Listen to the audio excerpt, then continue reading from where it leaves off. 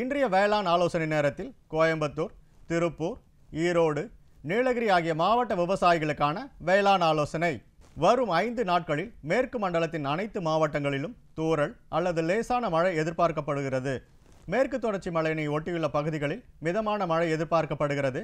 காற்றின் வேகமானது மணிக்கு 10 முதல் 32 கிலோமீட்டர் வரை எதிர்பார்க்கப்படுகிறது. தூறல் மழையை பயன்படுத்தி 18 முதல் 22 நாட்களான 4 இலை வயதில் உள்ள நெல் நாற்றுகளை நடவு செய்யவும்.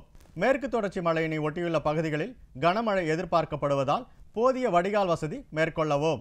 15 மில்லிமீட்டர் மழை பெறும் பட்சத்தில் மானாவாரி சோளத்திற்கு யூரியா 1 ஹெக்டேருக்கு 25 கிலோ என்ற அளவில் இடவும். எதிர்பார்க்கப்படும் மழையை பயன்படுத்தி வரும் பருவத்தில் நிலக்கடலை விதைக்க ஏதுவாக நிலத்தை தயார்படுத்தலாம். உள்ளூர் பகுதிகளில் அதிவேக காற்று மற்றும் லேசான மழை பொழிய வாய்ப்புள்ளது. எனவே கரும்பில் எதிரெதிர் வரிசைகளை விட்டம் கட்டி காற்றினால் சாயாமல் பாதுகாக்கவும்.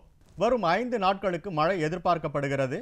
இந்த மழையை பயன்படுத்தி பின்பருவ கரும்பிற்கு மேலுரமாக 90 கிலோ வேப்பம் பிண்ணாக்கு கலந்த தழைச்சத்து மற்றும் 37 கிலோ சாம்பல் சத்து உரங்களை இடவும். எதிர்பார்க்கப்படும் மழையினை பயன்படுத்தி கொடி பூசணி வகைகளை போதுமான வடிகால் வசதி செய்து விதைக்கவும். மணிக்கு 10 முதல் 32 கிலோமீட்டர் வரை வேக காற்று எதிர்பார்க்கப்படுவதால் 5 மாத வயதுடைய வாழை மரங்களுக்கு முட்டு கொடுக்கவும். காற்றின் வேகம் அதிகமாக காணப்படுவதால் கோழிகளின் தீவனங்களை சிதற வாய்ப்புள்ளது. எனவே காற்றின் வேகத்தை குறைக்க கோழி கூடாரங்களில் சுற்றிலும் சாக்கு பைகளை தொங்கவிடவும்.